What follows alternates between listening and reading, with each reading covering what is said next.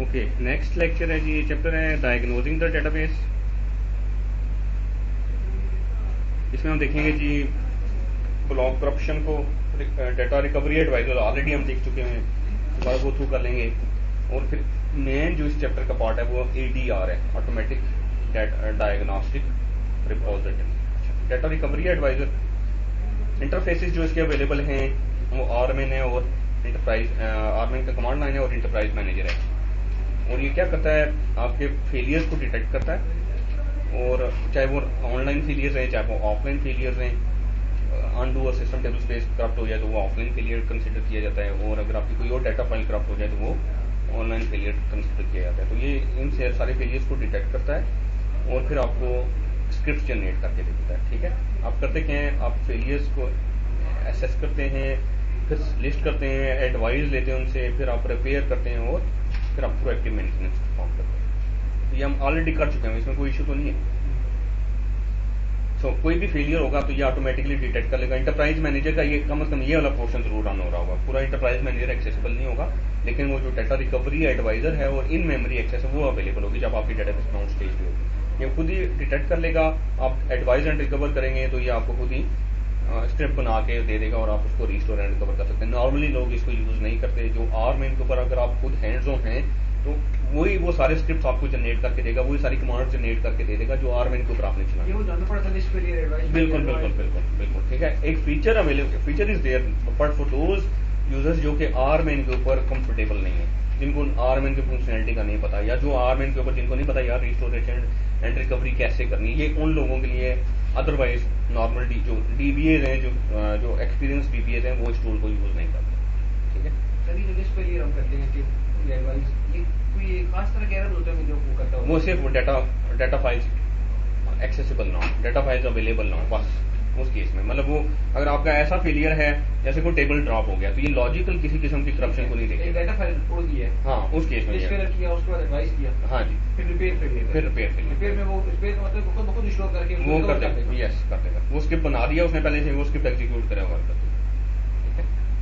अच्छा, data failures क्या हो सकते हैं जी? ये जो फेलियर्स हैं जिनको ये डिटेक्ट करेगा, आपके कंपोनेंट्स एक्सेसिबल नहीं है, मिसिंग डाटा फाइल्स हैं, परमिशंस का इशू है, टेबल स्पेसेस ऑफलाइन है, ऑनलाइन नहीं हो सकती। फिजिकल करप्शन है, जैसे कोई ब्लॉक करप्ट हो गया, कोई डाटा फाइल करप्ट हो गई है। लॉजिकल करप्शन है, जैसे कोई ब्लॉक है या इंडेक्स करप्ट हो गया है। इनकंसिस्टेंसीज हैं, कंट्रोल फाइल के अंदर कुछ और इन्फॉर्मेशन है डाटा फाइल्स के अंदर, जैसे SCNs की इन्फॉर्मेशन, चेक पॉइंट्स की इन्फॉर्मेशन। ठीक है। और IO फेलियर्स हैं, जैसे नंबर ऑफ ओपन फाइल्स हैं। तो ये सारे आपके डाटा फेलियर्स के एग्जाम्पल्स हैं, इनको ये डिटेक्ट करेगा और आपको रिपेयर करने के ऑप्शन देगा। लिस्ट फेलियर क्या करेगा जी? लिस्ट करेगा फेलियर्स को। लिस्ट फेलियर करना जरूरी है एडवाइस फेलियर चलाने से पहले। एडवाइस फेलियर करेंगे, रिपेयर करेंगे। चेंज फेलियर का मतलब है एक ऐसा फेलियर जिसको आप फिक्स नहीं करना चाहते लेकिन उसकी प्रायोरिटी लो करना चाहते हैं, आप उसको चेंज फेलियर कर दें वो, ताकि आपको बार बार उसके वो अलर्ट्स ना आना शुरू हो जाए एंटरप्राइज को। चेंज किसे करते हैं? देखिए, कोई भी फेलियर, आपका कोई एक ओपन फेलियर है, आप चाहते हैं यार इसको फिक्स नहीं करना, पर आपके पास बैकअप ही नहीं है लेट से। ठीक है, क्योंकि वो बैकअप पे डिपेंडेंट है ना, ये तो सिर्फ स्क्रिप्ट जनरेट करके देगा, आपके पास बैकअप होना चाहिए। लेट से बैकअप नहीं तो आप नहीं कर सकते, वो इंडेक्स ओनली टेबल स्पेस, तो आप उसको एडवाइस फेलियर में स्क्रिप्ट जनरेट करना होगा, रिपेयर में रिस्टोर यस एडवाइस फेलियर में वो उस वक्त स्क्रिप्ट जनरेट रिपेयर में चला देगा। यस, रिपेयर में चला देगा। ये सर एडमिन ने क्वेश्चन करते हैं कि एडवाइस फेलियर की कमांड एरर दे जाती है, कुछ रीजन नहीं होती कि आज से पहले लिस्ट फेलियर नहीं चलाया, वो जरूरी होता है, वो जरूरी होता है।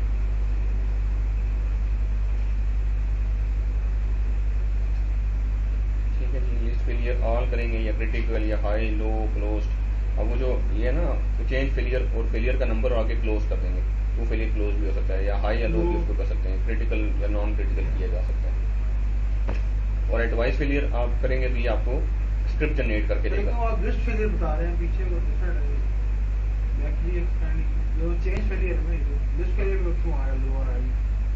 नहीं, आप नहीं देखिए, सिर्फ सिंपली लिस्ट फेलियर करें ना, सिर्फ लिस्ट फेलियर करें तो सारे फेलियर दिखाएगा।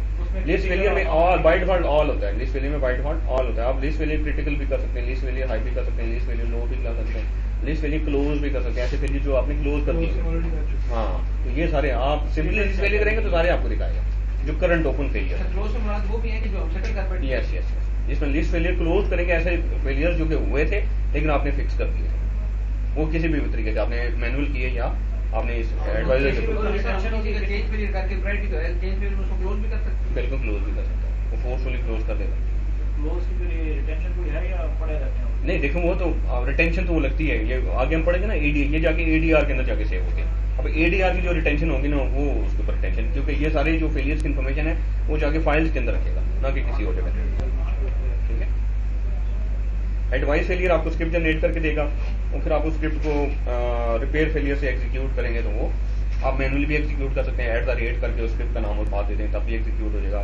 एडवाइस रिपेयर फेलियर करेंगे तब भी एग्जीक्यूट हो जाएगा और आपको डिजायर्ड ऑपरेशन परफॉर्म कर देगा। लेकिन ये कोई इनकम्प्लीट रिकवरी आपको नहीं करके देगा, इसके इसीलिए आपके पास कंप्लीट बैकअप और इंक्रीमेंटल बैकअप्स और आर्काइव्स आपके पास होनी चाहिए सारी सारी।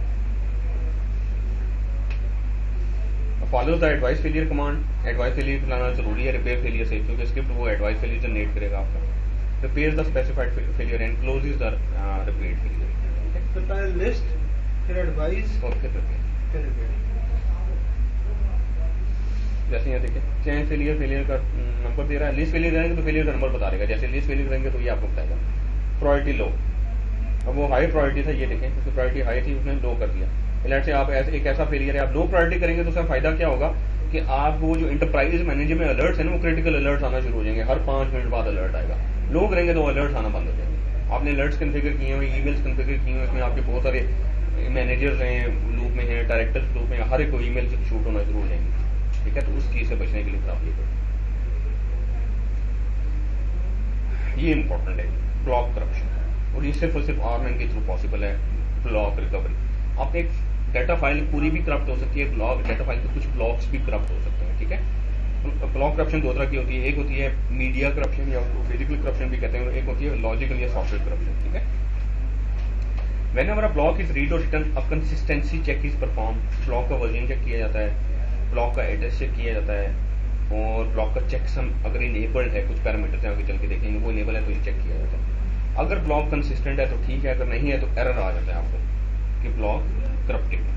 ठीक है, डिफरेंट व्यूज है जिनके अंदर एरर आता है। अदरवाइज जिस यूजर को ये इशू आया, उसने टेबल में से डाटा रीड करने की कोशिश की, वो एक पर्टिकुलर ब्लॉक में से डाटा रीड नहीं हुआ, उस यूजर को एरर आएगा, प्लस वो एरर अलर्ट लॉग फाइल के अंदर जाएगा। डीबीओ को नॉर्मली ये एरर डायरेक्ट नजर नहीं आएगा जब तक कि वो क्यूरी नहीं करता। ठीक है, अलर्ट लॉग फाइल में एरर आएगा, और फिर अगर आप इंटरप्राइज मैनेजर पे अलर्ट आए तो आपको फौरन चाहिए, क्योंकि ये वो क्रिटिकल फेलियर है, आपको फौरन से अलर्ट दिया जाएगा।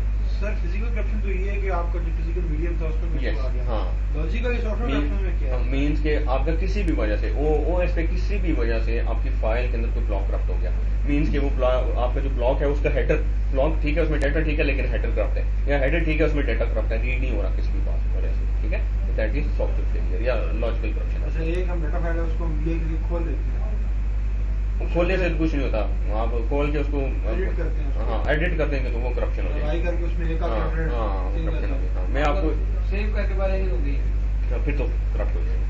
ठीक है, वो अगर वो हेडर पोर्शन अगर आपने कर दिया तो फिर तो पूरी ब्लॉक फाइल करप्ट मार्क करेगा। अगर ये ब्लॉक करप्ट हो तो ओपन हो जाती है डेटाबेस। हाँ, डेटाबेस ओपन हो जाती है, ठीक है, लेकिन हेडर करप्ट नहीं होना चाहिए। वो कौन सा ब्लॉक है, वो हेडर ब्लॉक है या डाटा ब्लॉक है? हेडर ब्लॉक होगा तो फिर तो एरर देगा, फिर तो आगे नहीं जाएगा।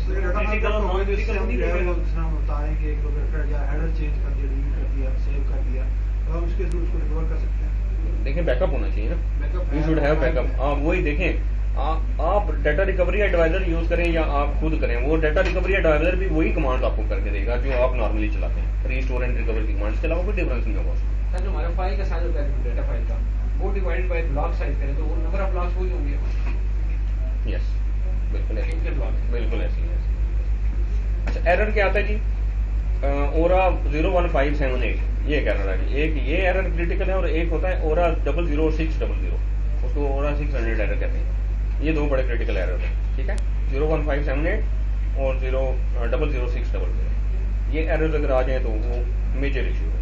डाटा उसको आपको बताएगा जी ओरेकल डाटा ब्लॉक करप्टेड, उसमें फाइल का नंबर आएगा और फिर ब्लॉक का नंबर आएगा। बहुत अच्छा, ये कब जनरेट होगा? Is generated when a corrupted data block is found, always return the relative file number and block number, is return to the section that issued the query being performed when the corruption was discovered and appears in the alert log file. Sir ठीक है? या तो ये कि and user खुद report करे या फिर डीबी अलर्ट लॉग फाइल अगर मॉनिटर कर रहा है तो हाँ तो फिर उसको पता चलेगा। अदरवाइज यूजर ने भी रिपोर्ट ना किया और डीबीए ने भी अलर्ट लॉग फाइल नहीं देखी तो फिर नहीं पता चलेगा। ठीक है, अगर कोई अलर्ट्स वगैरह कन्फिगर नहीं हुए हुए तो ठीक है। 10G के केस में तो डेफिनेटली वो आ जाएगा इंटरप्राइज मैनेजर में, और अगर डीबी इंटरप्राइज मैनेजर में भी नहीं जाता तो फिर उसको नहीं पता चलेगा अनलेस को कोई उसको रिपोर्ट करे। यस, अच्छा हैंडल कैसे करेंगे जी?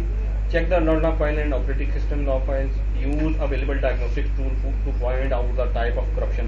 अच्छा, आप ओरेकल के अंदर ना जैसे एडवाइजर्स हैं वैसे चेकर्स भी हैं इंटरप्राइज मैनेजर में, कमांड लाइन से भी आप चला सकते हैं उनको एसक्यूएल प्लस में से पैकेजेस के थ्रू, ठीक है, और मेल के थ्रू भी चलाए जा सकते हैं। तो वो फिर क्या करते हैं, अब वो कंसिस्टेंसी चेक्स परफॉर्म करते हैं। जो नॉर्मली क्या होता है कि हमारे पास इतना टाइम नहीं होता कि हम वो कंसिस्टेंसी चेक्स परफॉर्म कर सकें, तो हम क्या करते हैं पहले तो रिकवर करने की कोशिश करते हैं करंट लोकेशन के ऊपर, अगर नहीं होता तो फिर हम लोकेशन चेंज कर देते हैं, रीस्टोर करते हैं डेटा फाइल को या मूव कर लेते हैं। अगर आर्मेंट का बैकअप नहीं है तो डिफरेंट लोकेशन पर मूव कर डिफरेंट लोकेशन, मतलब ये दो तरीके फॉलो किए जाते हैं। पहले कोशिश की जाती है करंट लोकेशन पे, और करंट लोकेशन पे नहीं रिस्टोर हो रही तो फिर आप लोकेशन चेंज चेंज करने से क्या फायदा होगा? नहीं, डाटा लॉस नहीं होगा, डाटा लॉस नहीं होगा।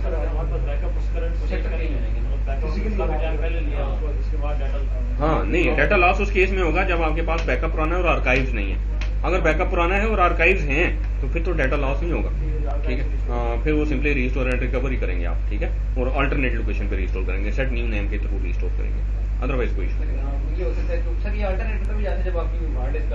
बिल्कुल बिल्कुल, अदरवाइज नॉर्मली लॉजिकल में नहीं, लॉजिकल में लॉजिकल में वही ब्लॉक रिस्टोर करता है कि हाँ। अब ये देखिएगा ना, चाहे फिजिकल है चाहे लॉजिकल है, दोनों केसेस में एक ही ब्लॉक रिस्टोर करेगा। अच्छा, ओरेकल करता क्या है, अच्छा ब्लॉक करप्शन से हैंडल कैसे कर सकते हैं कि आपको टाइमली इसका पता चल जाए। ये पैरामीटर्स हैं, डीबी ब्लॉक चेकिंग का है, डीबी ब्लॉक चेकसम का है, डीबी लॉग राइस्ट का है, ये न्यू पैरामीटर्स हैं ये दोनों, और डीबी अल्ट्रा सेफ का, ये दो पैरामीटर्स नए हैं 11 June में। अच्छा, डीबी अल्ट्रा सेफ के पैरामीटर के ऊपर बाकी सारे पैरामीटर्स डिपेंडेंट हैं। DB ultra safe by default अगर ऑफ हो तो डीबी ब्लॉक चेकिंग ऑफ होगा, डीबी ब्लॉक चेकसम टिपिकल होगा, डीबी लॉस राइट प्रोटेक्ट ये भी टिपिकल होगा। अगर ये डेटा ओनली हो तो डीबी ब्लॉक चेकिंग मीडियम होगा, डीबी ब्लॉक चेकसम फुल होगा, और dB loss right protect typical होगा। और डाटा एंड इंडेक्स अगर आपका हो डीबी ब्लॉक आपका अल्ट्रा सेफ तो फिर ये ट्रू या फुल होगा, डीबी ब्लॉक चेकसम भी फुल होगा, और डीबी लॉस राइट प्रोटेक्ट भी टिपिकल होगा। अच्छा, फुल और मीडियम और टिपिकल से क्या मैं बताता हूँ। अच्छा, अब ये दो पैरामीटर्स, ये इंपॉर्टेंट दो पैरामीटर्स हैं लेकिन सोच समझ के चेक किए जाते हैं। डीबी ब्लॉक चेकिंग ये क्या करता है, अगर ये आपका ट्रू सेट हुआ हो, मीडियम या हाई सेट हो सकता है, मीडियम या फुल सेट हो सकता है। अगर ये मीडियम सेट हुआ हो तो क्या होता है, जब भी ब्लॉक रीड होगा या ब्लॉक राइट होगा तो ब्लॉक को चेक किया जाएगा, नॉर्मली भी चेक किया जाता है, और मैं तो वैसे भी चेक करता है, कंसिस्टेंसी चेक की जाएगी कि ब्लॉक कंसिस्टेंट है कि नहीं, डिफरेंट उसके ऊपर एल्गोरिथम मीडियम है। हाँ, मीडियम है तो कुछ चीजें चेक की जाएंगी, सैनिटी चेक उसको कहते हैं, और फुल है तो फिर डिटेल चेक परफॉर्म किए जाएंगे, उस केस में टाइम भी ज्यादा लगेगा, ठीक है। और ये जो पैरामीटर है ये नॉर्मली हम नहीं सेट करते, इसको फुल सेट नहीं करते और उसको ऑफ ही रखते हैं। ये क्या करेगा, जब भी ब्लॉक राइट होगा तो उसके साथ उसका चेकसम कैलकुलेट होगा और उसके हेडर में जाके राइट होगा, और जब रीड होगा चेकसम रीड होगा, ब्लॉक का दोबारा से चेकसम कैलकुलेट किया जाएगा, उसके साथ मैच किया जाएगा और फिर देखेगा ब्लॉक कंसिस्टेंट है कि नहीं। तो इसका ओवरहेड बहुत है, ओवरहेड तकरीबन 50% है, और इस ब्लॉक को करप्ट होने से बता नहीं रहा, जस्ट आपको डिटेक्ट, हाँ यस डिटेक्शन के लिए, अदरवाइज ये बचा नहीं रहा आपको, ठीक है। ब्लॉक डिटेक्शन कर रहा है कि करप्टेड है कि नहीं, वो तो वैसे भी पता चल जाएगा आपको। तो नॉर्मली हम ये पैरामीटर्स नहीं सेट करते, ऑप्शंस अवेलेबल हैं, अगर आप सेट करना चाहें कर सकते हैं, नॉर्मली सेट नहीं करते। लेकिन अगर आपको ब्लॉक करप्शन आ जाए तो फिर आप रिकवरी करते हैं, फिर उसको कहते हैं ब्लॉक मीडिया रिकवरी। तो ब्लॉक मीडिया रिकवरी से फायदा क्या है कि आपके 10 GB की डाटा फाइल और 2 ब्लॉक करप्टेड है, तो इंस्टेड के 10 GB की डाटा फाइल को आप रिस्टोर एंड रिकवर करें, आप सिर्फ 2 ब्लॉक्स को रिस्टोर एंड रिकवर करें, बहुत जल्दी हो जाएगा। हाँ, ये अल्टर सिस्टम से, ये वो एसपी फाइल के पैरामीटर्स हैं, एसपी फाइल के पैरामीटर्स हैं, ये कंट्रोल फाइल में नहीं है। These are the parameters specified in the SP file. अच्छा, रिस्टोर करना जरूरी है, रिकवर करके नहीं हो जाएगा। नहीं, ब्लॉक एक्चुअल ब्लॉक का इमेज पहले बैकअप बेस बैकअप में से रिस्टोर होगा, उसके ऊपर रीडो अप्लाई होगी। सर ये आपकी एसपी फाइल का किसी डेटाबेस सब के लिए आपने सेट, यस, हर डेटाबेस की अपनी एसपी फाइल होती है ना। आप देखें एक इंस्टेंस रैक है, रैक के केस में आपने ये पैरामीटर एसपी फाइल में सेट कर दिया तो सारी इंस्टेंसेस के लिए वो सेट हो जाएंगे। सर हम रैक का जो हमने किया नहीं, तो रैक में एक एसपी फाइल होगी, एक ही नहीं, डिपेंड करता है, बाय डिफॉल्ट एक ही, दो नोड है जैसे दो नोड है, एक एसपी फाइल बाय डिफॉल्ट। आप अलग अलग भी रख सकते हैं, शेयर्ड लोकेशन पे आप अलग अलग भी रख सकते हैं, दोनों थ्रेड्स के लिए अलग अलग अलग दोनों इंस्टेंस के लिए अलग अलग रखते हैं, लेकिन बाय डिफॉल्ट एक ही होती है, उसमें दोनों के पैरामीटर्स होते हैं, इंस्टेंस का नाम, डाटा के पैरामीटर का नाम होता है। अच्छा सर, मतलब ये नोड जब हमला करते हैं रैक पे तो जो ट्रैफिक करते हैं, उसका मतलब सिर्फ होता है कि मेमोरी अलग अलग ले रहे हैं। यस, ज्यादा डाटा फाइल तो वो सेम जगह से एक्सेस कर रहे हैं। हाँ, सब कुछ सेम है। कुछ पैरामीटर्स हैं जो मैंडेटरी हैं कि सेम होने चाहिए, कुछ हैं जो कि मैंडेटरी हैं डिफरेंट होने चाहिए, कुछ पैरामीटर्स आप अपनी मर्जी से रखें। सर फिर वो जब हमारा एचजी बनता है, एक ही जगह से हम दोनों को लोकेट कर रहे होते हैं, दोनों थ्रेड्स को, मेमोरी देखें, सिस्टम ए है, सिस्टम बी है, सिस्टम ए की अपनी मेमोरी है, सिस्टम बी की अपनी मेमोरी है। अगर एसजी आपने स्पेसिफाई किया एसपी फाइल के अंदर 10 GB, तो 10 GB सिस्टम ए भी ले रहा होगा, 10 GB सिस्टम बी भी ले रहा होगा, ठीक है। अच्छा, ये आप जब करेंगे ना क्लस्टर वाला, कब से स्टार्ट हो रहा है? ये कमिंग फ्राइडे से स्टार्ट हो रहा है और सैटरडे को सुबह 11 बजे। हाँ, तो मैं 2-3 लेक्चर्स के अंदर आपको बहुत सारी बेसिक चीजें पता चल जाएंगी। सर जो आपने फिर भी कराना है इनको, हम नहीं ये ना कहना आप हम करा दें। अच्छा जी, ब्लॉग मीडिया रिकवरी करती क्या जी? Lower the mean time to recover. Main aim as a DBA ये होता है कि आप MTTR, ठीक है, मीन टाइम टू रिकवर कम करें। Increases availability during media recovery. The data files remain online during the recovery and only blocks being recovered are inaccessible. आप इस केस में डाटा फाइल को ऑफलाइन नहीं करते। नॉर्मली क्या होता है, कोई डाटा फाइल आप रिस्टोर करते हैं तो उस डाटा फाइल को ऑफलाइन करना पड़ता है, रिकवर करते हैं। इस केस में आपको डाटा फाइल ऑफलाइन करने की जरूरत नहीं, आप जस्ट ब्लॉक रिकवर की कमांड देंगे। Is invoked using the RMAN recover block command, restores blocks using flashback logs and full or level 0 backups. Media recovery is performed using W2 logs and v.NET database underscore block underscore corruption। ये view है, इसमें आपको सारे जितने भी कोई block corrupted होंगे ना, इसमें लिस्टेड होंगे। कोई फाइल का नंबर भी आ रहा होगा, ब्लॉक का नंबर भी आ रहा होगा, और पता चलेगा ये ब्लॉक करप्टेड है। That's it. बहुत सारी फाइल्स में एक दफा मेरे साथ हुआ कि कोई 150 ब्लॉक करप्टेड थे डिफरेंट फाइल्स में। तो मैं फिर अब एक तो तरीका है कि 1 by 1 ब्लॉक नंबर और फाइल नंबर बताएं, दूसरा यह कि आप रिकवर करप्शन लिस्ट करते हैं। अरे ब्लॉक साइज कितना डिफरेंट है, हमारे multi block size table space byte 8 kilobyte है, तो 16 and 32 के भी ब्लॉक साइज। बड़ी डाटा फाइल जिनके बड़े ब्लॉक साइज, जो ऐसे टेबल्स हैं जिनमें जो रीड इंटेंसिव है, जो क्यूरी इंटेंसिव है, उनका साइज, टेबल्स का साइज भी बहुत बड़ा है, वो हमने बड़े block size.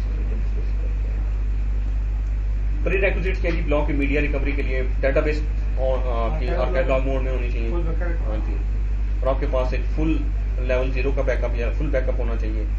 आरमैन can use only archive block files for the recovery and the corrupted data block can be restored from flashback logs if available. अगर आपकी डाटाबेस पीछे किसी साइट लिखा था कि फ्लैशबैक लॉग एंड ये लिखा ना, restore blocks using flashback logs and full level 0 backup, और होगा ना? हाँ, और होगा, और इतने कि ये भी नहीं। सर एक फ्रंट आगे साइड में लिखा हुआ कि ओनली आर्काइव लॉग, मतलब इंक्रीमेंटल बैकअप्स नहीं चल जाएंगे। RMAN can use only archive log for the recovery. अब वो क्या होगा, देखें वो आपका जो आपकी जितनी भी आर्काइव है या फिर लेवल 0 के बाद आपके इंक्रीमेंटल बैकअप है, वो दोनों अप्लाई करेंगे।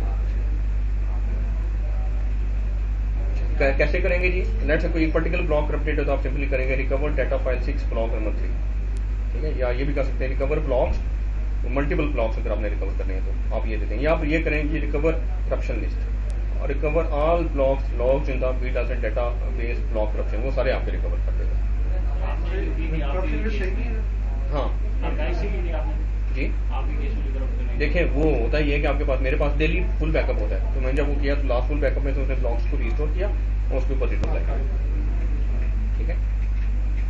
फुल बैकअप लेते हैं, ये कितनी आपके पास स्टोरेज कितनी है हमारे पास? एक वक्त में देखें टेप के ऊपर तो हमारे पास अच्छी खासी कैपेसिटी, मेरे पास लास्ट 1 साल के बैकअप पड़े हमारे डेटाबेस के, ठीक है। लास्ट 1 साल के सारे बैकअप्स मेरे पास, रिटेंशन इस तरीके से हमने रखी है, क्रिटिकल है बहुत ज़्यादा ना, किसी वक्त बैकअप चाहिए। साल के हर एक दिन की देखें वो उसमें क्या होता है कि लास्ट 6 मंथ्स के तो हर दिन के, उससे पिछले फिर हर महीने के 3 बैकअप्स, उसके बाद किया बैकअप्स। इंक्रीमेंटल नहीं फुल है, इंक्रीमेंटल नहीं लेते हैं, इंक्रीमेंटल एक डेटाबेस के लिए चले, बाकी मैं फुल बैकअप ले रहा हूँ, फुल और उसके बाद ब्लॉक्स। देखें इंक्रीमेंटल स्ट्रैटेजी की तरफ बैकअप पॉलिसी सिंपल रखनी चाहिए, पहला रूल है।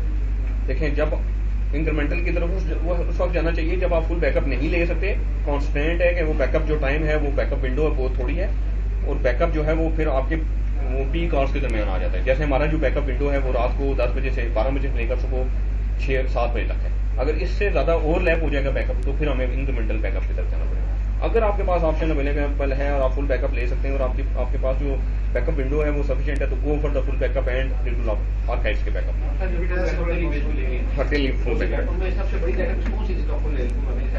देखें 2 टेराबाइट तक की डेटाबेस है, उसका भी ले हाँ उसका ले रही है। और एक है जो अभी नहीं रिसेंटली अभी हमारे पास आई नहीं है लेकिन वो हैंड ओवर हो रही है, वो उसका 16 टेराबाइट साइज है। वो मंथली लेंगे, मंथली फुल होगा उसके बाद इंक्रीमेंट। तो सर वो जो 2 टेराबाइट है वो डेली लेते हैं, वो कितना टाइम लगता है? हाँ, उसके लिए हमारे पास जो टेप ड्राइव्स है ना, एक तो 4 ड्राइव्स हैं लगी हुई हैं, पैरेलल में बैकअप होता है उनके ऊपर। डायरेक्ट टेप पे लेते हैं? डायरेक्ट टेप हम डिस्क पे नहीं लेते, डिस्क पे कुछ डाटा बेसिस का हो रहा है लेकिन वो छोटी है, अराउंड कोई 800 GB तक की जो डाटा बेसिस है उनका डिस्क पे भी होता है बैकअप, लेकिन वो डेली टेप के ऊपर होता है और फिर once in a week disk के ऊपर भी एडिशनल तौर पे अपने तौर पे बैकअप देता है डिस्क के ऊपर। तो टेप के ऊपर जो 2 टेराबाइट्स वाली डेटाबेस है वो तकरीबन हो जाता है जी बैकअप 3-3.5 घंटे मैक्सिमम आपकी वीडियो के दौरान आप इजीली। सर कितने चैनल एलोकेट करते हैं? 8। और अगर ये सब डिस्क पे होगा तो आपको आधे पे आने का टाइम हो सकता है? मतलब मेरे हमें को अराउंड कोई 40% मैं जब डिस्क पे बैकअप लेता हूँ मैं ऑन एंड ऑफ टेप पे भी बैकअप लेता हूँ। टेप में तो मसला ही होता है कि मैं वहां से फिर कार्ट्रिजेस निकालते नहीं है, मैं फिर डिस्क पे बैकअप लेता हूँ, डिस्क से फिर मैनुअली टेप पे शिफ्ट करता हूँ। मेरे पास हमारे पास अलग से स्टैंड और टेप प्राइस भी है, और वो फिर टेप्स हम फिर बैंक में रख देते हैं या फिर अपने पास ले आते हैं ऑफ लोकेट करने के लिए, ठीक है। तो वो फिर उस वजह से मैं मैनुअल बैकअप तो आपकी 4 टेप्स होती हैं, 8 आपके देखिए चैनल जरूरी नहीं है आप जितनी टेप्स हों उतने ही चैनल एलोकेट करें, उतने ही चैनल करें तो बेहतर है। अगर आप टेप, एक चीज होती है टेप स्ट्रीमिंग, समटाइम्स ये होता है कि आप चैनल कम कॉन्फ़िगर करें तो टेप स्ट्रीमिंग, वो टेप को उतना डाटा नहीं मिलता एक चांस में, क्योंकि वो बैंडविड्थ कम होती है ना आईओ की, तो टेप की स्ट्रीमिंग समटाइम्स ज्यादा होती है। तो उसके लिए मल्टीपल चैनल एलोकेट करें ताकि टेप को कंसिस्टेंटली डाटा मिलता है। हाँ, इस वजह से यस अदरवाइज तो टेप एक साइड से चलती रहेगी और आपका वो बैकअप कम जा रहा है, टाइम ज्यादा लगेगा फिर उस चीज। अच्छा जी, ये परफॉर्म नहीं कर सकते हम, आप कैसे करप्ट करेंगे?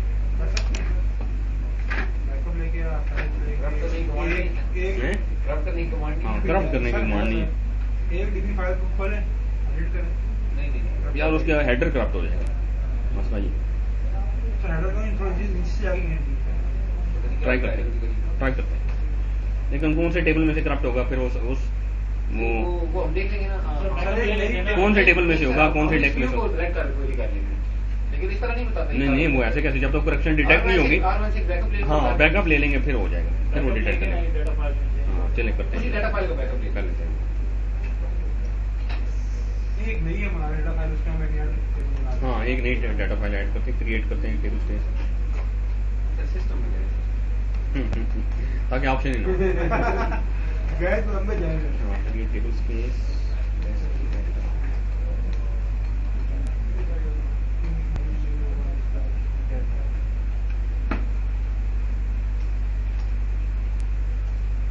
यही करते हैं डाटा में कर देते हैं।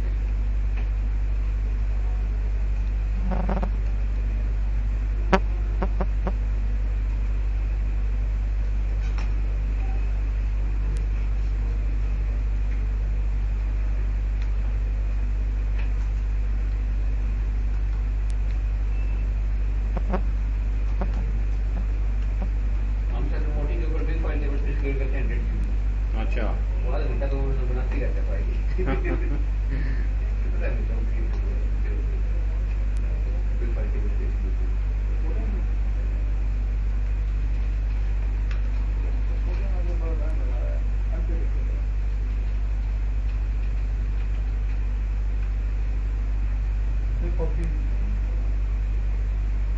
करंट यूजर को भी कर सकते हैं ना। सर तो एक बिग डाटा भी दे रहा है।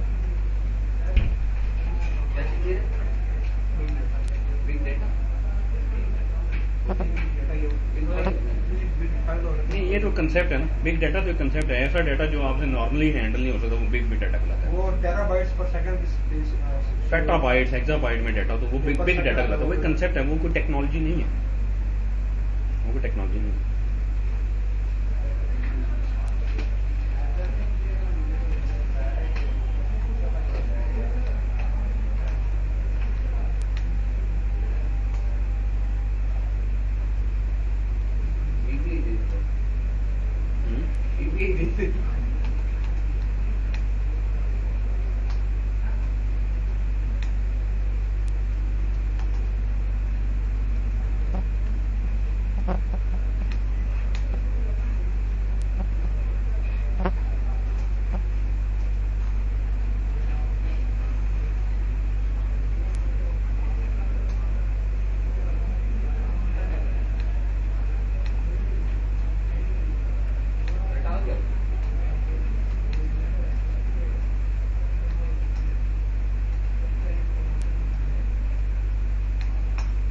ठीक है जी, ये बैकअप ले लेते हैं, तो करप्ट करने से पहले बैकअप लेना जैसे हम किसी को बता सकते हैं, हम बेटर ब्लॉक क्रॉप भी करते हैं। बता दिया पहले से डिजाइन दिए मैं। दूसरा बैंक पर आपको नौकरी दिलवा यार उनकी जाके क्रॉप करो।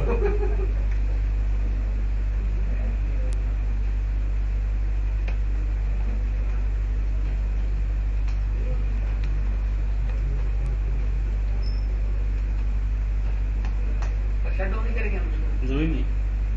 फाइल एक्सेस करने देगा। हाँ यार, मैं इसलिए फाइल सिस्टम पे बनाई है ना। इसमें यूज नहीं आएगी सर वो।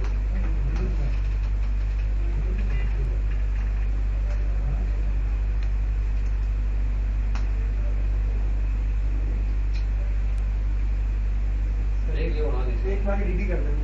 अरे जो डाटा नजर आ रहा है। हाँ हाँ, वो इसमें डाटा लेकिन आपको वो आप कोई एक जो है ना उड़ा देते हैं, इसको करते हैं सर सन डेटा को ऐसे उड़ा देंगे, नाम लिखे हुए ना नीचे, ये इलिजाबेथ, ये उड़ा देते हैं। एक से उड़ा, इसलिए एक उड़ा से ठीक है जी, बैकअप हो गया था ना।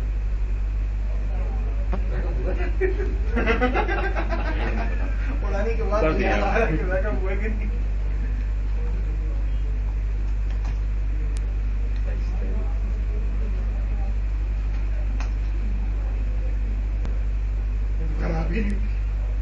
अच्छा, कैशे में से लेके आ रहे हैं।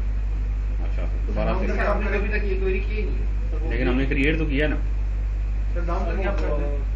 सर एक बात है, हमने चेक नहीं करेंगे। सर एक चीज है यहाँ पे, हाँ। कैश में डाटा ब्लॉक्स रखता है। हाँ अब हमने जो डाटा ब्लॉक्स लाए हैं वो उसने उधर के टेबल के लाया हुआ था। अब हमने इस टेबल के डाटा ब्लॉक्स को क्वेरी किया।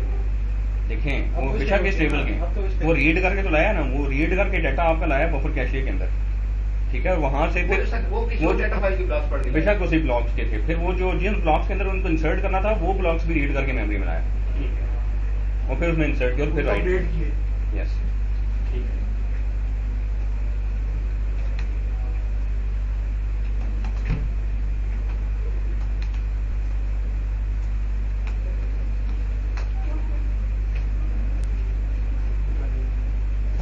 ये चीज सर सोचना पड़ गया। लेकिन सोचने की कोई जरूरत नहीं है।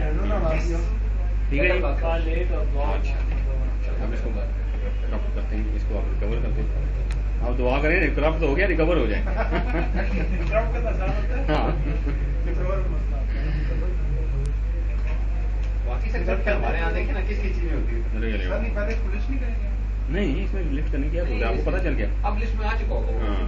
क्योंकि अलर्ट अपॉइंटमेंट के ब्लॉक नंबर अंदर डाटा फाइल 8 131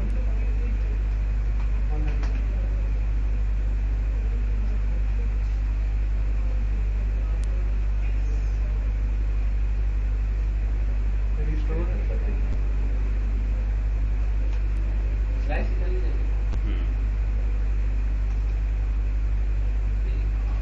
सर रोज कम होगी 90 रहेगी। नहीं, और भी है, देखिए 2 ब्लॉक्स। अच्छा बल्कि हम ये कर लेते हैं, सर वो उसका एडवाइस करवा दें। नहीं एडवाइस करने की जरूरत है, रिकवर करप्शन लिस्ट। सर एक सेकंड उसमें से देख लेते हो कितने आ रहे हैं। हाँ, वो सेलेक्ट हम यहाँ पे कर लेते हैं ना।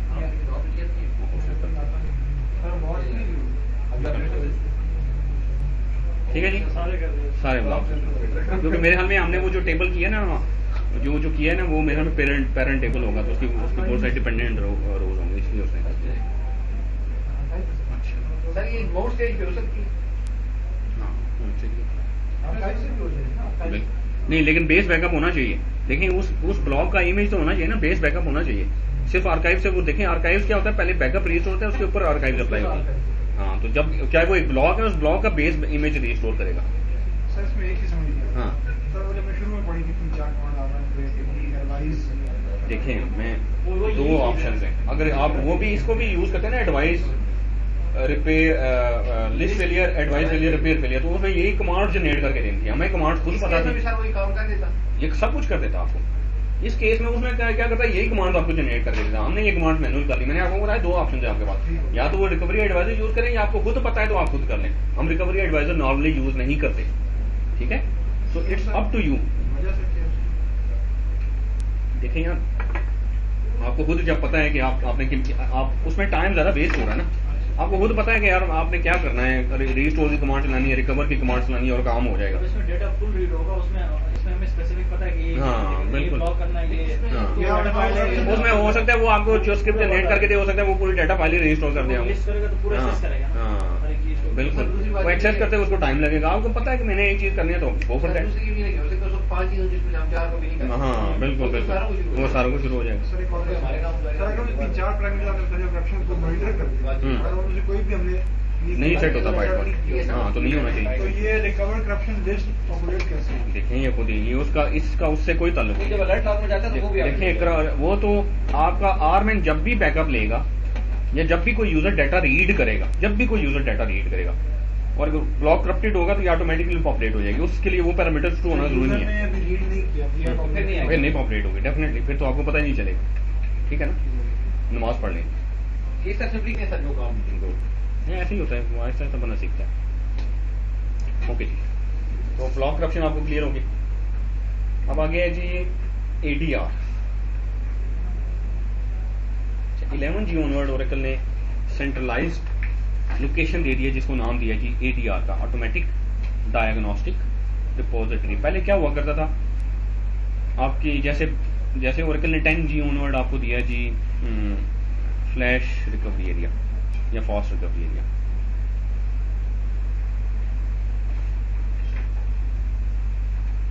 ये किस लिए दिया, कंसोलिडेट करने के लिए, centralize location for backups and archives and flash backlogs and things like that. ठीक है, इसी तरीके से ओरेकल ने 11G में नेक्स्ट स्टेप लिया कि सारी लॉग फाइल्स या error files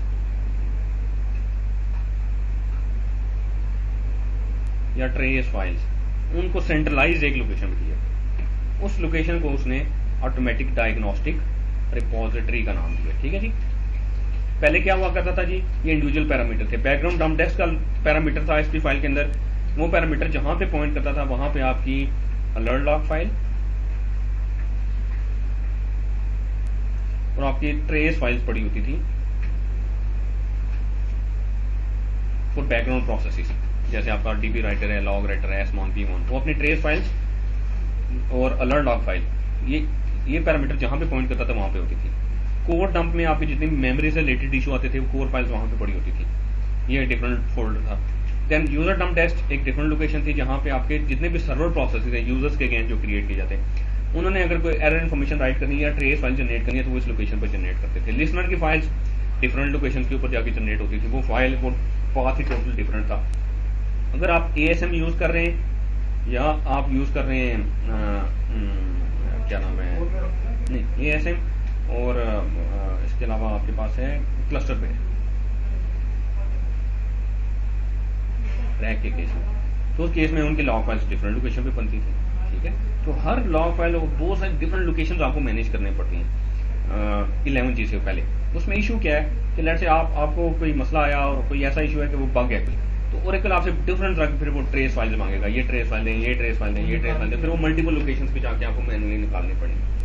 11G onward Oracle ने एक सेंट्रल लोकेशन दे दी और उस लोकेशन को आप स्पेसिफाई करते हैं डायग्नोस्टिक अंडरस्कोर टेस्ट के पैरामीटर से। अगर आप नहीं स्पेसिफाई करते ये पैरामीटर डेटाबेस क्रिएशन के बाद, तो बाय डिफॉल्ट ये सेट हो जाता है। और ये अगर आपका ओरेकल बेस का एनवायरनमेंट वेरिएबल सेट है तो वहां पे सेट हो जाता है, तो वहां पे डायग के नाम से फोल्डर बनाता है। अगर ओरेकल बेस नहीं सेट तो फिर ओरेकल होम का एनवायरनमेंट वेरिएबल अगर आपका सेट है, नॉर्मली आपका एनवायरनमेंट वेरिएबल सेट होता है, वहां पे लॉग के नाम से फोल्डर बनाता है और उसमें फिर एडीआर बेस और डायग के नाम से फोल्डर बनता है, फिर डेटाबेस के नाम से फोल्डर बनता है, आरडीबीएमएस के नाम से, फिर आपकी डीबी के नाम से, फिर आपकी एसआईडी के नाम से। उसके अंडर बहुत सारे फोल्डर्स बनते हैं जहां पे आपकी सारी की सारी ये फाइल्स स्टोर होती हैं जाके। और इन फाइल्स को आप एक्सेस कर सकते हैं मैनुअली जाके इस डायरेक्टरी स्ट्रक्चर को ब्राउज करने, या फिर आपके पास एक टूल ओरेकल ने दिया हुआ है ADR कमांड लाइन इंटरफेस, ठीक है। इसके थ्रू आप फाइल्स को एक्सेस कर सकते हैं, जिप कर सकते हैं, अनजिप कर सकते हैं। आपको एक एरर आया, उसके रिलेटेड फाइल्स आपने एक्सट्रैक्ट करनी है, तो इसके थ्रू आप एक कमांड देंगे, वो सारी फाइल्स डिफरेंट फोल्डर खुद ही उठाएगा, जिप करेगा और लोकेशन पे रख देगा, वो ओरेकल कोड को आप अपलोड कर दें। तो ये सारे काम इसके थ्रू कर सकते हैं, ठीक है। देखिए आपकी डीबी नेम जो ना नॉर्मली क्या होगा, ट्रैक के केस में क्या होगा, आपका डीबी नेम है जी लेट से माई डीबी नेम क्या होगा, माई डीबी। आपकी जो सिट होगी वो माई डीबी 1 होगी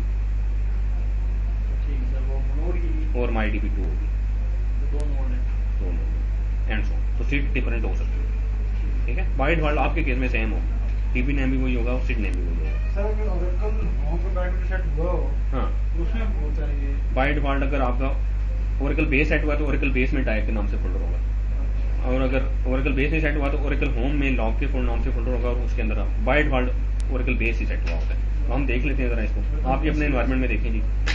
बेस है सर। हाँ जी, हाँ जी, आपके यूजली डेटाबेस पर, हाँ जी, एसआईडी जो होती है इंस्टेंस के नाम को एसआईडी कहते हैं, सिस्टम आइडेंटिफायर। अच्छा जी, आप जरा जाएंगे ओरेकल बेस पे, पहले तो आप एसक्यूएल प्लस करेंगे, SQL plus /SSDBA show parameter diag करें, तो डायग्नोस्टिक अंडरस्कोर टेस्ट के नाम से पैरामीटर है, तो ये आपको जो बताएगा बेस में हाँ, तो ओरेकल बेस में बना रहा है। सर लेकिन ये ओरेकल बेस एग्जैक्ट पॉइंट कर रहा है, ओरेकल बेस /administrator नहीं पॉइंट कर रहा है। नहीं, ये वो फोल्डर पॉइंट करेगा जिसके अंडर डायग का फोल्डर है, ये नहीं बताएगा, इसके अंडर वो खुद ही डायग के नाम से फोल्डर बनाएगा। तो डायग के फोल्डर में अगर आप जाएं, इसमें आप देखें ASM के लिए अलग है, RDBMS के लिए अलग है, लिसनर के लिए अलग है। और अगर आप वो ग्रिड अगर आप वो यूज कर रहे होते हैं क्लस्टर वे, तो क्लस्टर वे के नाम से अलग से फोल्डर होता है। तो एक ही लोकेशन है जिसके अंदर सब फोल्डर है और वहां पे सारी लॉग फाइल्स पड़ी है। पहले क्या होता था, कुछ लॉग फाइल्स ओरेकल बेस में पड़ी है, कुछ ओरेकल होम में पड़ी है, कुछ ओरेकल होम में भी अंदर जाके एडमिन के फोल्डर में पड़ी है, DNS लिसनर के फोल्डर में पड़ी है, डिफरेंट जगह में पड़ी होती है। आप एक सेंट्रल लोकेशन, हाँ, direct is the central location जहाँ पे सारी की सारी फाइल्स पड़ी हुई। सर लेकिन डायग के अंदर में काफी फोल्डर्स होंगे। देखिए वो तो सेंट्रल, वो हर चीज के लिए सेग्रीगेट किया गया ना, ठीक है। अच्छा, RDBMS के फोल्डर में चले जाएं, इसमें आपके पास मेरे पास ये जो यूनिटी बना रहे हैं उधर बनाते गए, हाँ, कोड में कर रहे हैं। अब देखिए मेरे पास DB11G के नाम से फोल्डर है, ये मेरी डेटाबेस का नाम है, और DB11G मेरे इंस्टेंस का नाम भी है, ठीक है। सर आपकी डीबी का नाम और इसका नाम में फर्क वो देखें ओरेकल यूजली जो आपकी डेटाबेस का नाम है वो लोअर केस में कंसीडर करता है, और जो इंस्टेंस का नाम है जब आप डेटाबेस का एनवायरनमेंट वेरिएबल सेट करते हैं ना ओरेकल सीड, वो जिस केस में सेट करते हैं उसी केस में करता है। नॉर्मली जो डेटाबेस का नाम है वो लोअर केस में ओरेकल लगता है, और SID जो आप रखते हैं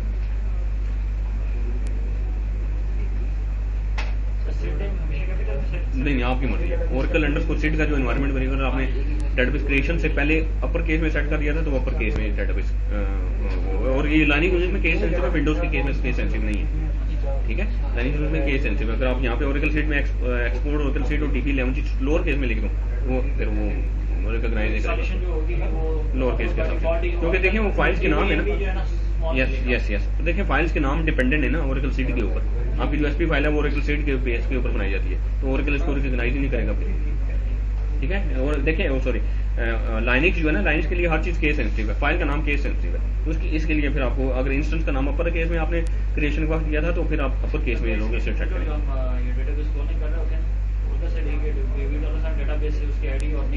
हाँ, बिल्कुल। अच्छा, अब यहाँ पे देखें अलर्ट का फोल्डर है, इसमें आपकी अलर्ट लॉग फाइल पड़ी है, लेकिन ये अलर्ट लॉग फाइल आपकी होगी XML फॉर्म में। C डंप है, कोर डंप्स हैं, इसमें मेमोरी के डंप्स हैं, HM है, हेल्थ मॉनिटर, आपकी बहुत सारी हेल्थ मॉनिटर अगर आप रन करें आपके हेल्थ चेक्स हैं, आपके हेल्थ मॉनिटर चेक्स हैं, वो अगर आप रन करें तो वो जो रिपोर्ट जनरेट करेंगे वो यहाँ पे होंगे इंसिडेंट्स। वो जो नहीं हमने list failure, report failure, advice failure किया, तो वो इंसिडेंट्स यहाँ पे आके उनकी फाइल जनरेट करता है। इंसिडेंट पैकेज यहाँ आगे चल के डिस्कस करते हैं, ये तीनों चीजें आगे चल के डिस्कस करते हैं। मेटा डाटा, इन सारी चीजों का मेटा डाटा कि कौन सी चीज कहाँ पे पड़ी है वो यहाँ पे। स्टेज फोल्डर यहाँ पे बाय डिफॉल्ट वो जिप करके आपको फाइल्स रख के देता है। और ट्रेस के फोल्डर के अंदर आपकी जितनी भी अलर्ट फाइल है, अलर्ट डॉट फाइल, और आपकी जितनी भी सर्वर आपकी चाहे बैकग्राउंड प्रोसेस है उनकी ट्रेस फाइल्स, और कोई सर्वर प्रोसेस है उसकी ट्रेस फाइल, वो सारी यहाँ पे पड़ी है। यूजर प्रोसेस की भी, मतलब यूजर प्रोसेस की सर्वर सेम है। यूजर प्रोसेस में ये सर्वर प्रोसेस के, यूजर प्रोसेस तो क्लाइंट साइड पे होता है ना, सर्वर प्रोसेस और बैकग्राउंड प्रोसेस, ये दो के। लेकिन यूडम्प भी इधर ही बनती है, ये इधर ही है, लेकिन यूडम्प इज कवर करती है आपके यूजर प्रोसेस को, नहीं सर्वर, उसके बिहाफ पे जो सर्वर प्रोसेस होता है उसको। और वीडम्प जो होती है वो बाकी बैकग्राउंड। Yes yes yes. ये तो मैं जब भी हमारे हमारे वाले हैं वो जब भी मैं देखता हूँ आरएम इस तरह की कर रहा होता है, जब भी देखता हूँ इनके पास ये पहले काम इनको कोई काम हो तो आरएम सारे ट्रेस आरएम से हाँ, ये देखिए टाइम एंड अगेन इनको रिमूव कर देना चाहिए आपको, ठीक है, अदरवाइज बहुत ज्यादा स्पेस ले लेते हैं, जीबीज में साइज चला है। देखिए आपका जो भी किसी भी सर्वर प्रोसेस ने कोई इन्फॉर्मेशन राइट करनी है ना, कोई भी इन्फॉर्मेशन आपके बैकग्राउंड प्रोसेस ने राइट करनी है, चेक पॉइंट कंप्लीट हो गया वो इन्फॉर्मेशन राइट करेगा। हाँ, उसके जो फर्दर डिटेल्स होंगी ना इन ट्रेस फाइल में होंगे। अलर्ट लॉग फाइल में एक चेक पॉइंट लॉग से चक्कर हुआ ना, तो लॉग राइटर ने कोई आर्काइव जनरेट की तो फिर भी वो ट्रेस फाइल जनरेट करेगा, ठीक है। तो ये वो ट्रेस फाइल बहुत ज्यादा जनरेट हो रही है, तो कोई एरर आया तो उसकी डिटेल ट्रेस फाइल भी जनरेट होगी। अलर्ट लॉग फाइल में तो इन्फॉर्मेशन जाएगी, फर्दर इन्फॉर्मेशन ट्रेस फाइल्स के अंदर होगी। लेकिन इनको देख के फिर वो डिलीट करना है ना, हाँ देखिए वो दोबारा जनरेट हो जाएगी, दोबारा हो जाएगी। आप देख लेना, अलर्ट लॉग फाइल में कोई एरर नहीं आ रहा तो आप इनको पर्च करते देख के पर्च करना चाहिए, डेफिनेटली यू आर राइट, ऐसे पर्च नहीं कर देना चाहिए। लेकिन वो एरर अगर एक दफा आया तो दोबारा भी आएगा, दोबारा ट्रेस फाइल जनरेट हो जाएगी। दोबारा खुद बना देगा। रीनेम नॉर्मली मैं तो रिमूव कर देता हूँ, रिमूव कर दिया और फिर नहीं बन जाती खुद ही। अच्छा, दो फाइल्स बनती है 11 जून वर्ड, एक होती है TRM फाइल्स और एक होती है TRC फाइल्स। हाँ, TRM होती है ट्रेस मेटा डाटा और TRC होती है जिसमें एक्चुअली सारी ट्रेस फाइल होती है। TRM फाइल्स नॉर्मली नहीं चाहिए होती है, TRM फाइल्स तब चाहिए होती है जब आप ADRCI की यूटिलिटी यूज करें, उसके थ्रू आप पैकेज करें तो मेटा डाटा फाइल्स को रीड करता है, उसके थ्रू फिर वो सारी ट्रेस फाइल को रीड करके जिप करता है एक्चुअली, ठीक है। ADRCI को एक दफा देख लेते हैं, किसी भी लोकेशन पे उस पे कमांड प्रॉम्प्ट पे जाके ADRCI लिखें आप, तो आप ADR के प्रॉम्प्ट पे आ जाएंगे, ADRCI CI यहाँ पे लिखिएगा जी हेल्प, सारी हेल्प आपको दिखा देगा, ठीक है। उसके बाद आप लिखें जी लेट से आपको फर्दर हेल्प चाहिए, आप करते हैं जी नहीं, आप करते हैं जी आपको जो सेट बेस है उसकी हेल्प चाहिए, तो आप करें जी हेल्प सेट बेस, तो उसकी फर्दर हेल्प दिखा देगा। लेट से आप सिंपली हेल्प लिखते हैं तो सारे आप लेट से करते हैं जी हेल्प शो रिपोर्ट, तो उसकी हेल्प आपको दिखा देगा फर्दर, यानी कि हर ऑप्शन की अगर आपने हेल्प देखनी है तो उसकी फर्दर सारी डिटेल्ड हेल्प आपको दिखा देगा, ठीक है। नहीं देखें यहाँ पे आप मैं करता हूँ जी 1 मिनट, आप करते हैं जी हेल्प शो अलर्ट है, हाँ शो अलर्ट है, मैं शो अलर्ट करता हूँ, तो अलर्ट लॉग फाइल आपको शो करा देगा, ठीक है। अलर्ट लॉग फाइल उसने ओपन करके आप उस पास पे जाने की जरूरत नहीं पड़ी, अलर्ट लॉग फाइल उसने ओपन कर दी, टेल -F करके भी वहां से भी आप दे सकते हैं ADRCI की यूटिलिटी से। अच्छा, फिर आप करते हैं जी एक है show incident, show problem show incident, ये देखें बहुत सारे इंसिडेंट्स आपके डेटाबेस में जो एरर्स आए हैं ना, क्रिटिकल एरर्स आए हैं वो इंसिडेंट्स हैं, ये सारे इंसिडेंट IDs आपको दिखा रहा है, ठीक है। आगे इसके बाद कवर करते हैं इसके थ्रू। शो इंसिडेंट करेंगे तो आपको सारे इंसिडेंट्स दिखा देगा। ADR provides interaction, ADRCI provides interaction with ADR from an operating system prompts using ADRCI you can view diagnostic data with in the automatic diagnostic repository. अच्छा, इसको आप पैकेज कर सकते हैं, बहुत सारे काम कर सकते हैं। और सेलेक्ट स्टैटिक फ्रॉम b.diag_info का व्यू है, अगर आप SQL क्लास पे जाएं तो उसमें आपको ये सारी इन्फॉर्मेशन भी दिखाएगा, इसको भी एक दफा देख लेते हैं और फिर हम इसके आते हैं ADRCI।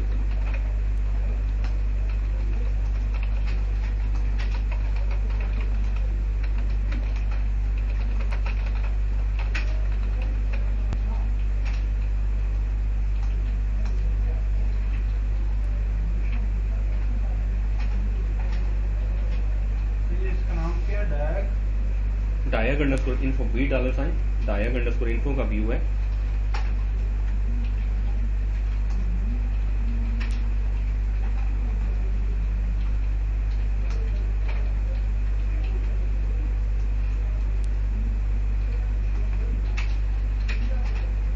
ठीक है, यहां पे देखें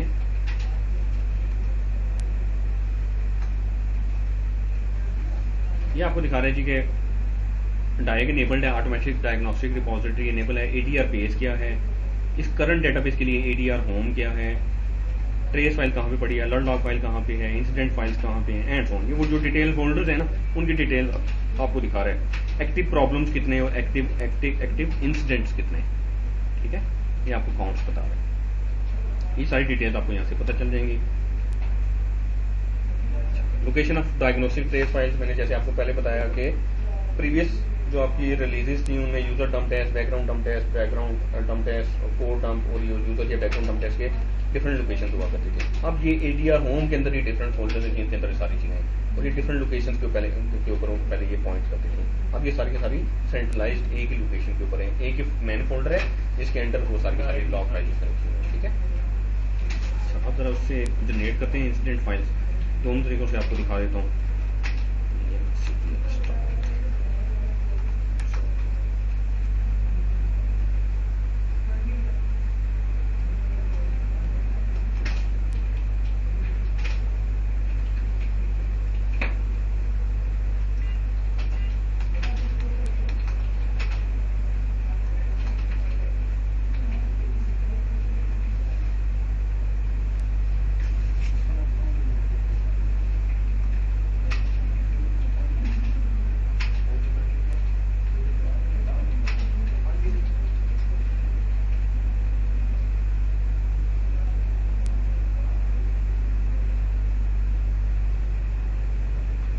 सर इसमें आया होता है ना बात किसमें नाम लिख देता है ये आप EMCDL स्टार्ट किया बहुत सारे तो क्लिक करें खोल देता है। हाँ खोल देते।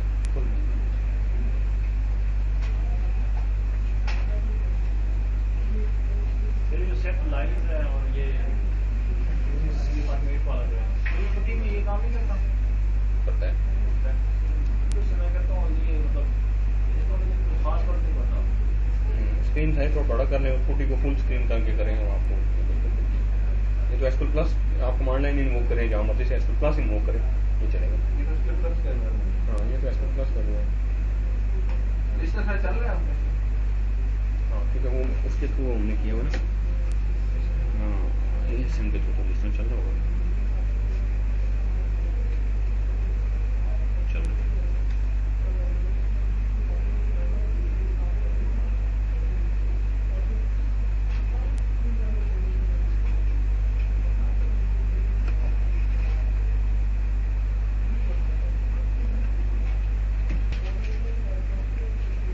ओके जी,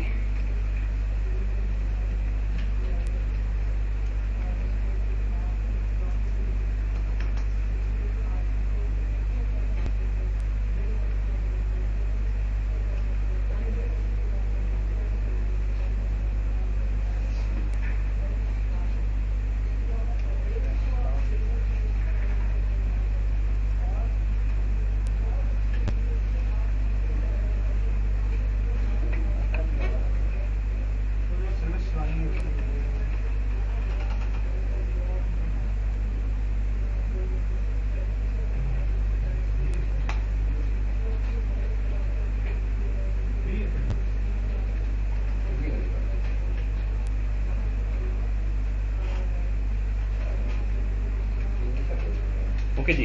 अगर एंटरप्राइज मैनेजर में आप सॉफ्टवेयर एंड सपोर्ट पे आ जाएं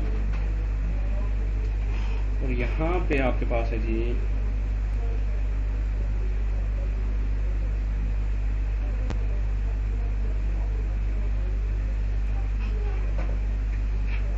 सपोर्ट वर्कबेंच,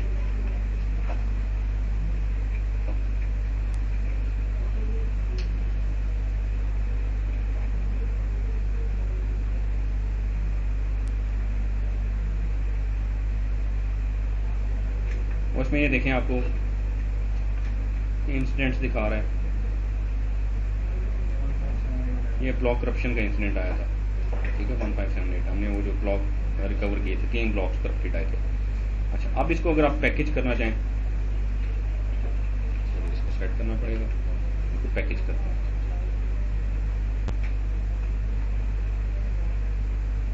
क्विक पैकेज करना है या कस्टम करना है, हम कस्टम करते हैं, कंटिन्यू करते हैं। हाँ उसमें तो ऊपर देख सकते हैं। हाँ जी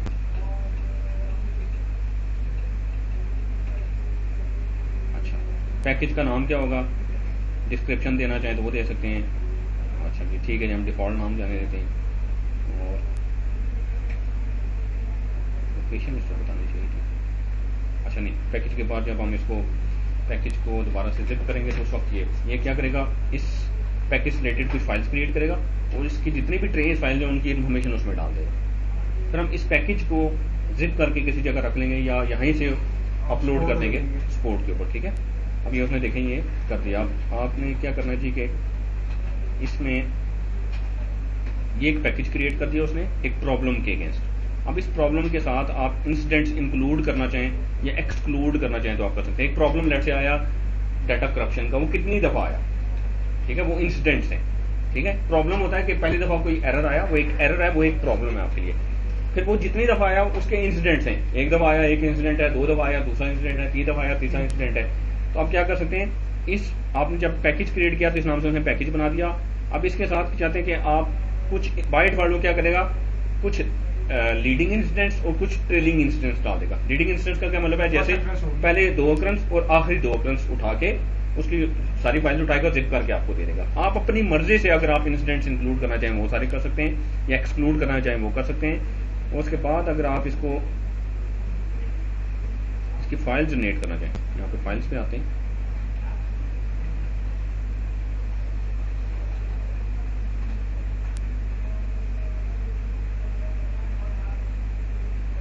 ये देखें बहुत सारी उसने फाइल्स डिटेक्ट कर ली हैं ये वाली। ठीक है लेट्स से ये सारी फाइल्स हम ऐड कर लेते हैं और इनको ऐड करेंगे इंसिडेंट फाइल्स। बिल्कुल बिल्कुल ओके करते हैं जी। हमने फाइल में हमने रिमूव कर दी है ना, वो इसमें से हमने रिमूव कर दी थी आरएम से, लोकेशन पे गए थे, कहा जी फाइल्स एग्जिस्ट नहीं करते। फिर वो पास कैसे करा, नाम तो दिखाएगा।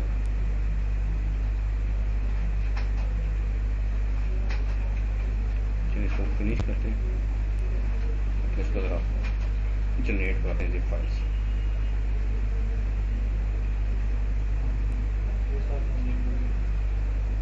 तकरीबन 12 MB का उसका साइज बनेगा।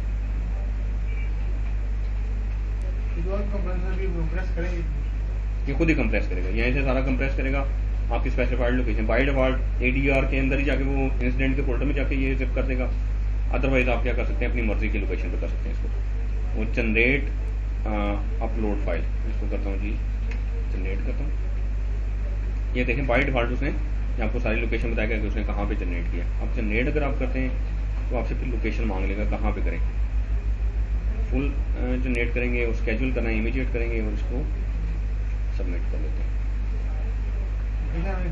नहीं वो कस्टमाइज यहाँ पे वो आगे चल के पूछ भी लेगा। अदरवाइज अगर इंटरप्राइज मैनेजर के थ्रू करेंगे तो हमें डिफॉल्ट लोकेशन पे करेगा। यूजली हम कमांड लाइन के थ्रू करते हैं, ओके करते हैं इसको और देखते हैं इसमें कहाँ पे किया जनरेट।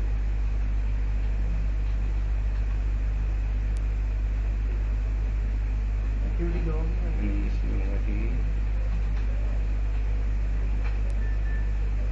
फाइल्स में होना चाहिए। अच्छा आप ये सेंड टू ओरेकल का ऑप्शन दिया है, इसको करते हैं, लेकिन देख लेते हैं कि उसने कहाँ पे किया। आईडी मांगेगा इसको वाइट कोड। हाँ अच्छा ये देखें उसने इस लोकेशन पे की है और ये जिप फाइल है। ठीक है ये है जी user 1 app Oracle product 11.2 DB LineXDB 11G system नहीं बाय डिफॉल्ट डाइव के फोल्डर में होनी चाहिए। अच्छा इस लोकेशन में उसने कर दिया। अच्छा सिस्टम EMD और स्टेट के फोल्डर के अंदर, यहाँ पे तो नहीं होनी चाहिए, नॉर्मली ऐसा नहीं होता। अच्छा इसको करते हैं सेंड टू ओरेकल। अब यहाँ पे देखें मेटा लिंक क्रेडेंशियल्स आपसे पूछ लेगा, जैसे वो करेंगे वो फौरन से और SR नंबर पे पूछ लेगा यहाँ पे ये service create a new SR या एग्जिस्टिंग एसआर नंबर आपसे पूछते हैं, उस पर जाके अपलोड करते हैं और ये ऑटोमेटिकली सारा काम नॉर्मली हम इस तरीके से करते हैं। ठीक है, हम ऐसा रेज करनी होना तो कोई भी एरर आया और वो ऐसा एरर है जिस जो बग से रिलेटेड है, जैसे ओरा 600 नॉर्मली एरर वो बग्स होते हैं कोई भी, यहाँ से पैकेज जनरेट किया वो खुद ही एसआर जनरेट कर देगा और सारी फाइल भी ओरेकल पे दे देगा। आप लोग ये यूज करके हम ग्रिड कंट्रोल एक्चुअली यूज कर रहे हैं। ठीक है, तो उसके थ्रू करते हैं, अदरवाइज आपको मैनुअली सारी चीजें देनी पड़ती है। और अगर यही काम मल्टीपल डेटाबेसेस, यस, ना सिर्फ डेटाबेसेस बल्कि पूरा इन्वायरमेंट आपका, नेटवर्क, आपकी स्विचेस, आपकी सैन, आपका एसक्यूएल सर्वर, DB2, कोई भी non Oracle databases, non Oracle systems, OS, सारी चीज, हर चीज ईच एंड वो एक मैनेजमेंट का टूल है, ना कि सिर्फ ओरेकल का वो है डेटाबेस मैनेजमेंट का टूल। वो है ओरेकल का ही, लेकिन वो आपके पूरे इंफ्रास्ट्रक्चर को मैनेज करने के लिए, पूरा डेटा सेंटर को मैनेज करने का टूल है। आपने यूज किया, बड़ा अच्छा टूल है वो। सर वो होता है कि नहीं बुला रहे हमारे ये नहीं चला रहे, लूट रहे हैं वो, लूट रहे हैं वो सर, हमारे पास सारे वो क्या लूट रहे हैं हमें, आपने आपको हमें अपना लूटा है, किसी को पता है कि क्या है क्या मेरा रक्षा बना होता है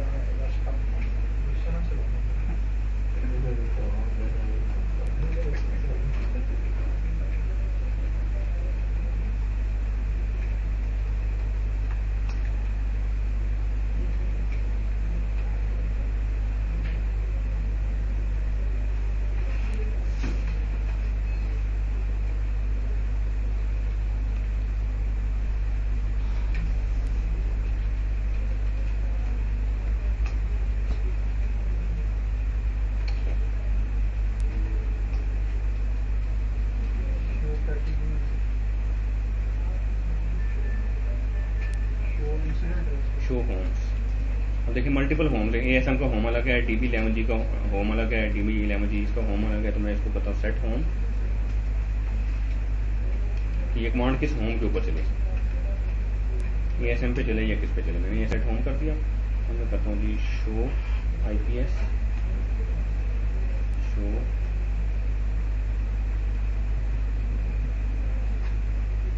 शो इंस्ट्रूमेंट्स,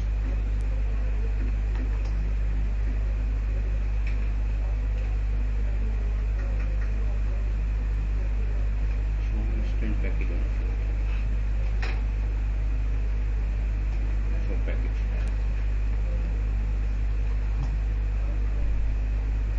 अब ये देखें आपको पैकेजेस दिखा रहे हैं, पैकेज ID 1 है, पैकेज का नाम ये है, इसमें कितने प्रॉब्लम्स इंसिडेंट्स का डाटा इसमें स्टोर हुआ है, प्रॉब्लम्स कितने थे, इंसिडेंट्स कितने थे, कितनी फाइल इसके अंदर हैं, ये सारी आपको डिटेल्स दिखा रहे हैं। नहीं, नॉर्मल जो OS की जो यूटिलिटी है उसको यूज़ करके उसने किया। और इसको मैं किसी और लोकेशन पे करना चाहता हूँ, इंपोर्ट में करूँगा जी IPS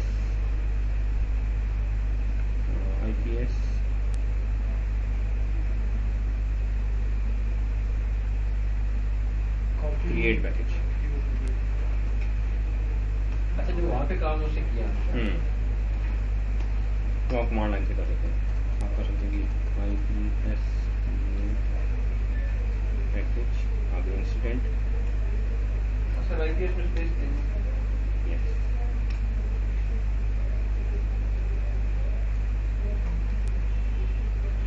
क्रिएट पैकेज और इंसिडेंट, आगे इंसिडेंट का नंबर दे देंगे। इसमें इंसिडेंट नंबर था जी 62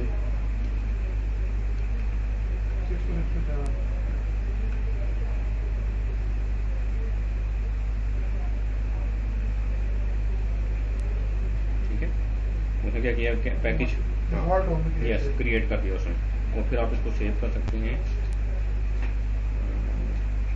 गेट के through.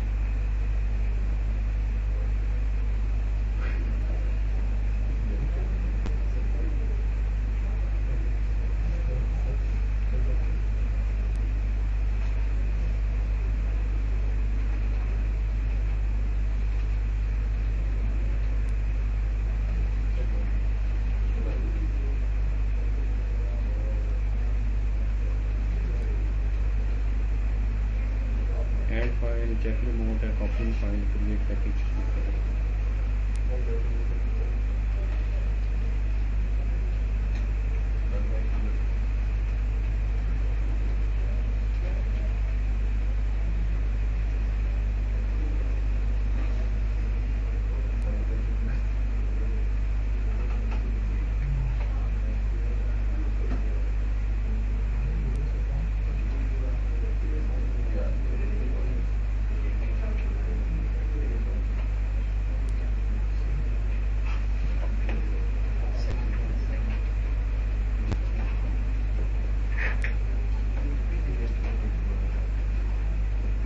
Generate package, create package के बाद आपने करना है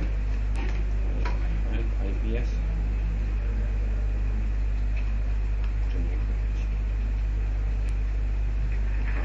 मैं करूँगा जी IPS।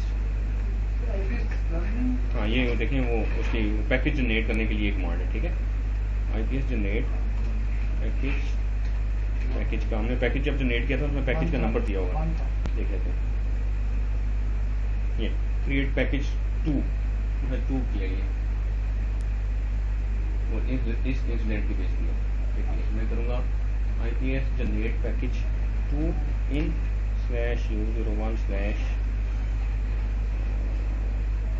सिंपली पा दे देते।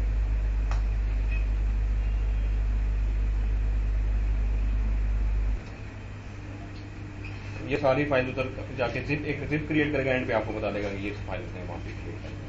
आप इस तरीके से मैन्युअली भी उनको उठा के फिर कॉपी कर सकते हैं।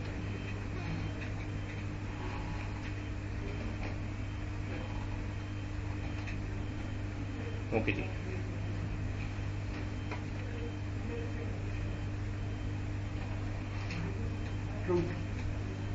When you cannot start up the database. Sir open mouse से भी हो सकता है। क्वेश्चन पढ़ें। Data recovery advisor handles both cases when you can not start up the database and when file corruptions are discovered during run time. दोनों cases को करता है कि नहीं करता? करता है। यस। रेड लाग में तो दोनों केस में जाएगी False.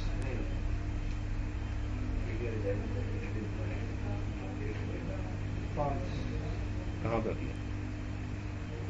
डेटाबेस में नहीं होगी तो कहाँ पे होगी फिर? Sorry. ये तो अभी आपने Oracle base फाइल सिस्टम पे हाँ, file system। इसका डेटाबेस से कोई ताल्लुक नहीं। This is on the file system. अगर आप डेटा में जान भी रहे हो तो हाँ आपकी क्वेरी तो होगी। बिल्कुल बिल्कुल। इसके लिए डेटाबेस अप एंड रनिंग होना जरूरी नहीं है।